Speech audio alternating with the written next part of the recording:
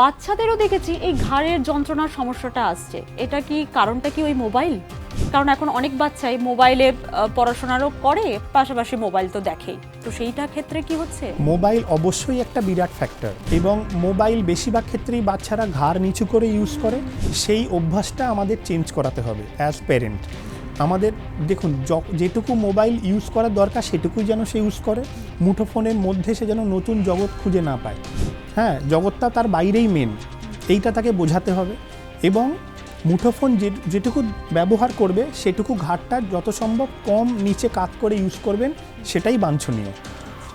এটা one of the কারণ। এছাড়া খুব ইয়াং বয়স থেকেই আমাদের বাচ্চাদেরও এক্সারসাইজ করানো, এবং বাচ্চাদের ক্ষেত্রে খুব কম ভিটামিন ডি সাপ্লিমেন্ট দিলেও আমরা দেখেছি যে এই রোগ থেকে বা বাচ্চাদের ঘাড়ে ব্যথা থেকে প্রতিকার পাওয়া যেতে পারে।